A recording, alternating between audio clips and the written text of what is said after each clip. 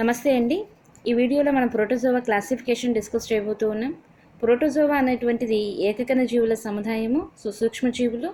వీటి యొక్క క్లాసిఫికేషన్ చాలామంది శాస్త్రవేత్తలు చాలా రకాలుగా ఎక్స్ప్లెయిన్ చేసినప్పటికీ హనీబర్గ్ చేసినటువంటి క్లాసిఫికేషన్ అనేటువంటిది మోస్ట్ యాక్సెప్టబుల్ క్లాసిఫికేషన్గా మనం చెప్పొచ్చు. సో ఈయన ప్రకారం ఈ ప్రోటోజోవా అనేటువంటిది 4 సబ్ఫైలమ్స్గా డివైడ్ అవ్వడం జరిగింది. అసలు ఈ క్లాసిఫికేషన్ అనేటువంటిది దేని ఆధారంగా జరిగింది అనేటువంటి విషయానికి మనం వస్తే, లోకోమోటర్ ఆర్గనెల్స్ అంటే ఈ చలనవయవాల ఆధారంగా వీటి యొక్క క్లాసిఫికేషన్ అంటూ జరగటం జరిగింది. సో మరి మొత్తానికి ఈ చలనవయవాల ఆధారంగా 4 సబ్ఫైలమ్స్గా ప్రోటోజోవా క్లాసిఫికేషన్ అనేటువంటిది ఫస్ట్ జరగడం జరిగింది. సో దీన్ని మనం చూస్తే first one Sarcomastigophora, so second one Sporozoa, third one Cnidospora, fourth one Ciliophora. So ఈ 4 కూడా 4 సబ్ఫైలమ్స్గా చెప్పడం జరుగుతుంది. సార్కోమాస్టిగోఫోరా విషయానికి వస్తే మనం ఇక్కడ సార్కోమాస్టిగోఫోరాలోనేమో pseudopodia and flagella. So pseudopodia మరియు ఫ్లాజెల్లా అనేటువంటివి వీటిలో చలనావయవాలుగా ఉండటం జరుగుతుంది. మరి స్పోరోజోవా విషయానికి వస్తే ఇవన్నీ కూడా పారాసైట్స్ కాబట్టి నో లోకోమోటరీ ఆర్గనెల్స్, అంటే వీటిలో ఏ విధమైనటువంటి చలనావయవాలు ఉండవు. ఇది చాలా రకాలుగా బిట్టుగా మీరు చూసే ఉంటారు. సో స్పోరోజోవాలో ఏ విధమైనటువంటి చలనావయవాలు ఉండవు. అలాగే నిడోస్పోరా విషయానికి వచ్చేసరికి వీటిలో స్పోర్స్ అనేటువంటివి ఏర్పడడం జరుగుతుంది. సో ఈ స్పోర్స్కి ఒక పోలార్ ఫిలమెంట్ అనేటువంటిది ఉండటం జరుగుతుంది. అలాగే సిలియోఫోరా విషయానికి వస్తే సీలియాస్ అనేటువంటివి లోకోమోటరీ ఆర్గనెల్స్గా ఉండటం జరుగుతుంది. సో ఇక్కడేమో సూడోపోడియా అండ్ ఫ్లాజెల్లా. సో స్పోరోజోవాలోనేమో నో లోకోమోటరీ ఆర్గనెల్స్, నిడోస్పోరాలోనేమో పోలార్ ఫిలమెంట్స్ ఉంటాయి స్పోర్ట్స్కి, అలాగే సిలియోఫోరానేమో సిలియాస్ ఉంటాయి. సో ఇలా దీని యొక్క క్లాసిఫికేషన్ ఫస్ట్ ఈ సెల్ ఈ లోకోమోటరీ ఆర్గనెల్స్ బేస్ చేసుకొని క్లాసిఫికేషన్ జరగడం జరిగింది. సో దీని యొక్క క్లాసిఫికేషన్ మనం చూస్తే ఇంకా డీప్గా, సో ఇక్కడ మనం ఒక స్లైడ్ ప్రిపేర్ చేస్తానండి ఈ క్లాసిఫికేషన్కి సంబంధించి. సో ప్రోటోజోవా అనేటువంటిది 4 సబ్ఫైలమ్స్గా డివైడ్ అయిందన్నాం. దాన్ని రెడ్ కలర్లో ఉన్నటువంటి దీనిగా నేను సూచించడం జరిగింది. సో ఈ 4 కూడా సబ్ఫైలమ్స్ సార్కోమాస్టిగోఫోరా, స్పోరోజోవా, నిడోస్పోరా అండ్ సిలియోఫోరా. తర్వాత ఈ సార్కోమాస్టిగోఫోరా అనేటువంటిది 3 సూపర్ క్లాసెస్గా డివైడ్ అవ్వడం జరిగింది. సో సార్కోమాస్టిగోఫోరా అనేటువంటి 3 సూపర్ క్లాసెస్ ఏంటి అంటే, first one Mastigophora, second one Opalinata, third one Sarcodina. So ఈ 3 సూపర్ క్లాసెస్గా డివైడ్ చేయడం జరిగింది సార్కోమాస్టిగోఫోరాని. సో సార్కోమాస్టిగోఫోరాలో ఇంతకీ ఏమి ఉంటాయి ఈ లోకోమోటరీ ఆర్గనెల్స్ అనే విషయానికి వస్తే సూడోపోడియా, ఫ్లాజెల్లా. సో ఒక దాంట్లో సూడోపోడియా మాత్రమే ఉండొచ్చు, లేదా ఇంకొన్నిట్లో ఫ్లాజెల్లా మాత్రమే ఉండొచ్చు, లేదా కొన్నిట్లో 2 కూడా, అంటే సూడోపోడియా అండ్ ఫ్లాజెల్లా 2 కూడా ఉండొచ్చు.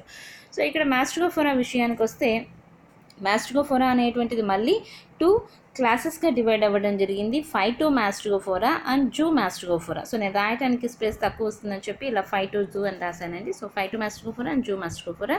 సో ఓపాలినేటా అనేటువంటి దాంట్లో ఏ విధమైనటువంటి క్లాసెస్గా డివైడ్ అవ్వడం జరగలేదు. అలాగే సార్కోడినా విషయానికి వస్తే రైజోపోడియా అండ్ యాక్టినోపోడియా అండ్ పైరోప్లాస్మియా. సో ఇలా వీటిని 3 క్లాసెస్గా డివైడ్ చేయడం జరిగింది. అలాగే స్పోరోజోవా విషయానికి వస్తే ఈ బ్లూ కలర్లో ఇండికేట్ చేసినవన్నీ కూడా క్లాసెస్ అండి. స్పోరోజోవా 3 క్లాసెస్గా డివైడ్ అవ్వడం జరిగింది, టిలోస్పోరియా, టాక్సోప్లాస్మియా అండ్ హ్యాప్లోస్పోరియా. ముందుగానే చెప్పుకున్న స్పోరోజోవాలో ఉన్నటువంటి అన్ని జీవులు పారాసైట్స్గానే ఉంటాయి. అలాగే నిడోస్పోరియా అని వచ్చేసి మిక్సోస్పోరిడియా, మైక్రోస్పోరిడియా అనేటువంటి క్లాసెస్గా డివైడ్ చేయడం జరిగింది. సిలియోఫోరానేమో సిలియేటా అనేటువంటి ఏకైక క్లాస్గా డివైడ్ చేయడం జరిగింది.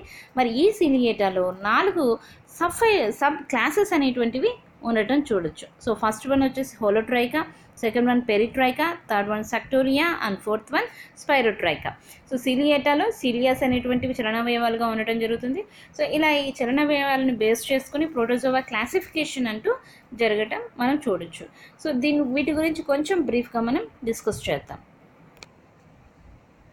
ఫస్ట్ సబ్ఫైలం సార్కోమాస్టిగోఫోరా గురించి చూద్దాం. సో సార్కోమాస్టిగోఫోరా అనేటువంటిది 3 సూపర్ క్లాసెస్గా డివైడ్ అవ్వడం జరిగింది. So 3 super classes mastigophora, opalinata and sarcodina. So mastigophora విషయానికి వస్తే మనం మాస్టిగోఫోరా అనేటువంటిది టూ క్లాసెస్గా డివైడ్ అయ్యి ఉంది, ఫైటోమాస్టిగోఫోరా, జూమాస్టిగోఫోరా. అసలు సార్కోమాస్టిగోఫోరా డివిజన్ జరగటమే దేని బేస్ మీద జరిగిందన్నాము, ఈ ఫ్లాజెల్లా అండ్ సూడోపోడియా బేస్ మీద జరగటం చూడొచ్చు. అలాగే ఇక్కడ మాస్టిగోఫోరాలో కూడా ఉన్నటువంటి సెల్ ఆర్గనల్స్ ఏంటి అనేటువంటి విషయానికి వస్తే ఫ్లాజెల్లా అనేటువంటివి మెయిన్ లోకోమోటరీ ఆర్గనల్స్గా ఉండటం జరుగుతుంది ఈ మాస్టిగోఫోరాలో. సో మాస్టిగోఫోరా అనేటువంటి దాన్ని మనం గమనిస్తే ఆటోట్రోఫిక్ అయినా అవ్వచ్చు, లేదా హెటరోట్రోఫిక్ అంటే ఓన్గా ఫుడ్ ప్రిపరేషన్ అయినా చేసుకోవచ్చు, లేదా ఇంకొక దానిపైన డిపెండ్ అయ్యేటువంటి విధంగా కూడా దీని న్యూట్రిషన్ జరుగుతూ ఉంటుంది. సో ఇది 2 క్లాసెస్గా డివైడ్ అయింది, ఫైటోమాస్టిగోఫోరా, జూమాస్టిగోఫోరా. రెండింటికి వేరియేషన్ అనేటువంటిది లేదా డిఫరెన్స్ అనేటువంటిది పేరులోనే ఉంది, ఫైటో అండ్ జూ. సో ఈ ఫైటోమాస్టిగోఫోరా అనేటువంటిదేమో క్లోరోఫిల్ని కలిగి ఉండటం ద్వారా అది ఆటోట్రోఫిక్గా ఉంటుంది, అంటే ఓన్గా ఫుడ్ ప్రిపరేషన్ చేసుకుంటుంది. మరి జూమాస్టిగోఫోరా విషయానికి వస్తే ఇందులో క్లోరోఫిల్ ఉండదు. సో కాబట్టి ఇది డిపెండెంట్గా ఉండటం జరుగుతుంది. న్యూట్రిషన్ అనేటువంటిది హోలోజోయిక్గా కానీ లేదా సాప్రోజోయిక్గా కానీ జూమాస్టిగోఫోరాలో మనం చూడొచ్చు. అలాగే ఇక్కడ ఫైటోమాస్టిగోఫోరాలోనేమో రిజర్వ్ ఫుడ్ అనేటువంటిది స్టార్చ్ రూపంలో కానీ లేదా పారామెలం రూపంలో కానీ ఉండటం జరుగుతుంది. బట్ ఇక్కడికి వచ్చేసరికి జూమాస్టిగోఫోరాలో గ్లైకోజన్ రూపంలో ఫుడ్ స్టోరేజ్ అనేటువంటిది జరుగుతుంది. మరి ఫ్లాజెల్లా విషయానికి వస్తే రెండింటిలోనూ అవసరాన్ని బట్టి 1 లేదా 2 లేదా అంతకుమించి ఎక్కువ ఉండేటువంటి అవకాశం ఉంటుంది. సో ఇక్కడ మనం ఫైటోమాస్టిగోఫోరాకేమో ఖైలోమోనస్, యుగ్లీనా, పారెనీమా, వాల్వాక్స్, నాక్టిల్యూకా ఇలాంటి వాటిని ఎగ్జాంపుల్గా చెప్పొచ్చు. సో నాక్టిల్యూకా అనేటువంటిది బయోలూమినిసెంట్ కలిగి ఉన్నటువంటి ఒక జీవి, అంటే అది స్వయంగా మెరిసేటువంటి గుణాన్ని కలిగి ఉంటుంది, లేదా కాంతి ప్రొడక్షన్ అనేటువంటిది ఓన్గా తయారు చేసుకుంటుంది. సో జూమాస్టిగోఫోరా అనేటువంటి విధానానికి వస్తే ఈ ఎగ్జాంపుల్స్ అనేటువంటివి మాస్ట్రిగమీబా, అలాగే లిష్మానియా, ట్రిప్నోజోమా, జియార్డియా, ట్రైకోమోనస్ని జూమాస్టిగోఫోరన్స్కి ఎగ్జాంపుల్గా చెప్పొచ్చు. సో ఇది మాస్టిగోఫోరాకి సంబంధించి. మరి ఓపాలినేటా విషయానికి వస్తే ఓపాలినేటా అనేటువంటిది మొత్తం బాడీ మొత్తం కూడా ఫ్లాజెల్లాస్తో కప్పబడి ఉంటుంది. సో అలా కప్పబడి ఉండటం వల్ల ఇవి సీలియాస్ ఏమో అనేటువంటి డౌట్ వచ్చే విధంగా ఉంటుంది, కానీ అవన్నీ కూడా సీలియాలా ఉన్నటువంటి ఫ్లాజెల్లాస్గా చెప్పొచ్చు. అలాగే న్యూక్లియస్ అనేటువంటివి 2 కంటే ఎక్కువగా ఉంటాయి, అన్నీ కూడా ఒకే విధంగా ఉన్నటువంటి న్యూక్లియస్లు ఉంటాయి. సో దీన్ని మోనోమార్ఫిక్ అంటాం. సో ఇక్కడ ఇంకొక విషయం ఏంటంటే ఇవన్నీ కూడా ఈ ఓపాలినేట్స్ అన్నీ కూడా ఫ్రాక్స్లోను, టోడ్స్లోను ఇవి పారాసైట్స్గా ఉన్నటువంటి జీవులుగా ఉంటాయి ఎక్కువగా. సో ఎగ్జాంపుల్ విషయానికి వస్తే ఓపాలినా, సో ఓపాలినేటాలో ఓపాలినా అనేటువంటి జీవి ఎగ్జాంపుల్గా చెప్పొచ్చు. అలాగే జిల్లెరిల్లా అనేటువంటి ఇంకొక జీవి. Next third super class sarcodina. So sarcodina అనేటువంటిది అమీబాయిడ్ బాడీ కలిగి ఉంటుంది, అందులో ఉన్నటువంటి జీవులన్నీ కూడా అమీబాయిడ్ బాడీ కలిగి ఉంటాయి. అలాగే స్పష్టమైనటువంటి పెలికిల్ త్వచం ఉండదు. సూడోపోడియాస్ అనేటువంటివి వీటి యొక్క లోకోమోటరీ ఆర్గనల్స్ ఉండటం జరుగుతుంది. అలాగే హోలోజోయిక్ అండ్ సాప్రోజోయిక్ న్యూట్రిషన్లలో ఏదో ఒకదాన్ని కలిగి ఉండవచ్చు. సో ఇక్కడ మనం ఈ సార్కోడినా అనేటువంటిది 3 క్లాసెస్గా డివైడ్ అవ్వడం చూడొచ్చు, రైజోపోడియా, యాక్టినోపోడియా అండ్ పైరోప్లాస్మియా. సో రైజోపోడియా విషయానికి వస్తే వీటిలో లోబోపోడియా లేదా ఫిలోపోడియా లేదా రెటిక్లోపోడియం టైప్స్కి సంబంధించినటువంటి సూడోపోడియమ్స్ అనేటువంటివి ఉంటాయి. వీటి యొక్క ఎగ్జాంపుల్స్ మనం చూస్తే అమీబా, ఎంటమీబా, యుగ్లీఫా అండ్ ఎల్ఫిడియం. సో వీటిని ఈ రైజోపోడియాలో చెప్పొచ్చు. అలాగే యాక్టినోపోడియా విషయానికి వస్తే వీటిలో యాక్సోపోడియన్స్ టైప్కి చెందినటువంటి సూడోపోడియమ్స్ అంటే కిరణాలలాగా ఉన్నటువంటి సూడోపోడియమ్స్ ఉండటం జరుగుతుంది. ఫర్ ఎగ్జాంపుల్ యాక్టినోఫిష్ అనేటువంటిది. అలాగే థర్డ్ క్లాస్ మనం చూస్తే పైరోప్లాస్మియా. సో పైరోప్లాస్మియా అనేటువంటి జీవులు వర్టిబ్రేట్ యొక్క రెడ్ బ్లడ్ సెల్స్లో పారాసైట్స్గా ఉండటం మనం చూడొచ్చు.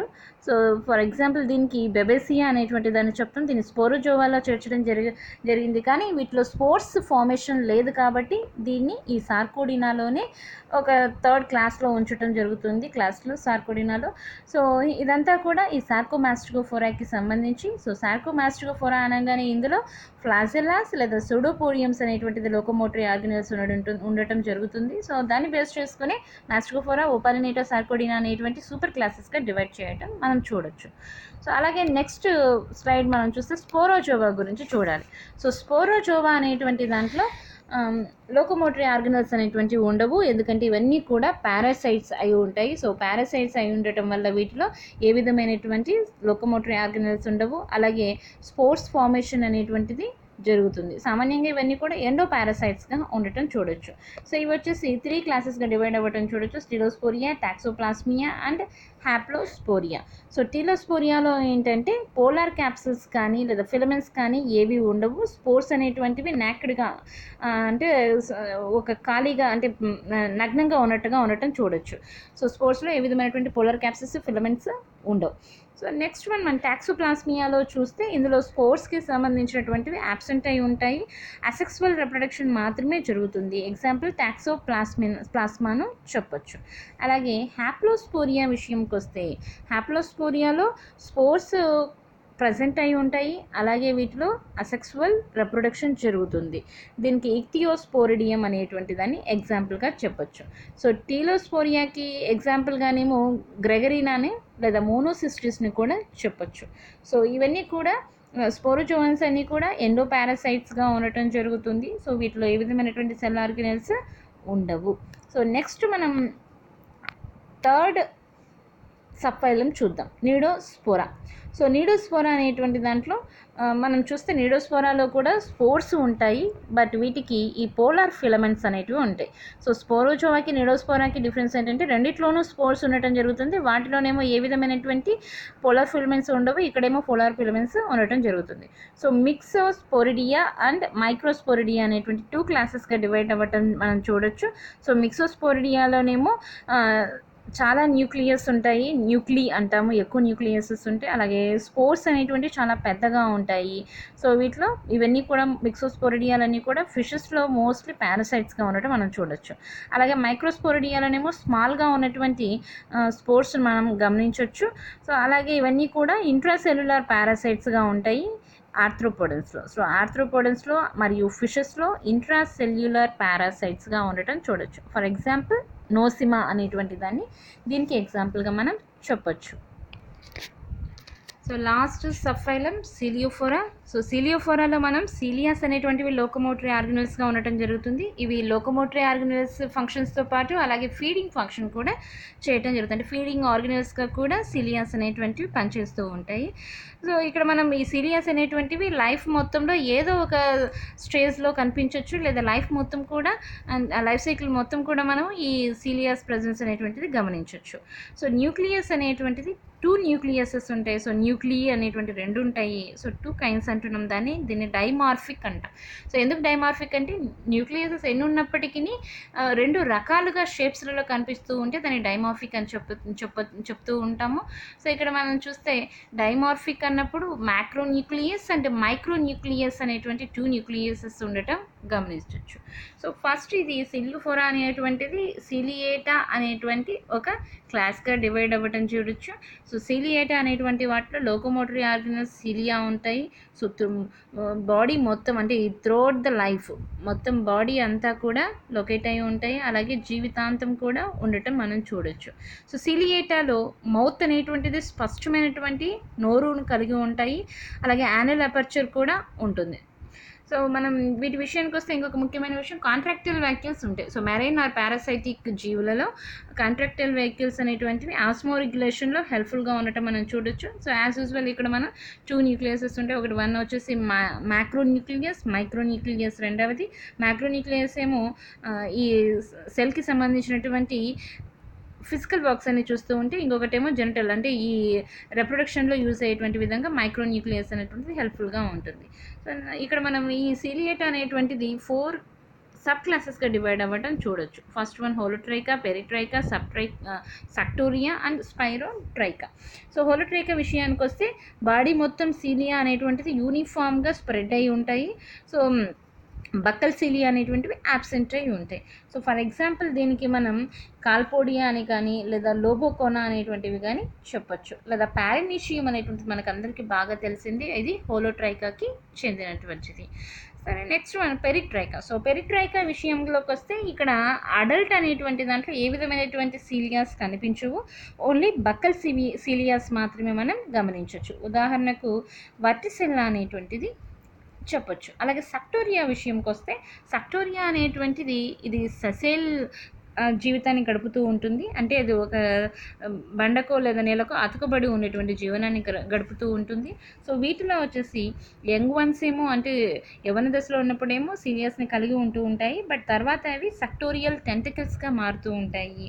ఫర్ ఎగ్జాంపుల్ దీనికి అసినేటా అనేటువంటి దాన్ని చెప్పొచ్చు, లేదా ఎఫ్లోటా అనేటువంటిది కూడా ఈ సక్టోరియాకి ఎగ్జాంపుల్గా చెప్పొచ్చు. Next one spirotricha. సో స్పైరోట్రైకాలో కూడా సీలియాస్ అనేటువంటివి చాలా తగ్గింపబడి ఉంటాయి. అంటే ఆదిమ స్థితికి లేదా అంతిమ రకానికి చెందినటువంటివిగా ఉంటాయి. సో బక్కల్ సీలియా అనేటువంటిది మాత్రం బాగా డెవలప్ అయినటువంటి స్థితిలో మనం చూడొచ్చు. సో దీనికి ఎగ్జాంపుల్గా యూఫ్లోటస్ అనేటువంటి దాన్ని చెప్పొచ్చు. సో ఇదంతా కూడా సిలియోఫోరాకి సంబంధించినటువంటి క్లాసిఫికేషన్. సో ఇలా మొత్తం మనకు ఈ ప్రోటోజోవా క్లాసిఫికేషన్ అనేటువంటిది వీటి యొక్క చలన అవయవాల ఆధారంగా నిర్దేశించడం జరిగింది. ఇది హ్యానిక్బర్గ్ అనేటువంటి సైంటిస్ట్ చేసినటువంటి వర్గీకరణను మనం ఇంతకు వరకు కూడా డిస్కస్ చేయడం జరిగింది. Thanks for watching.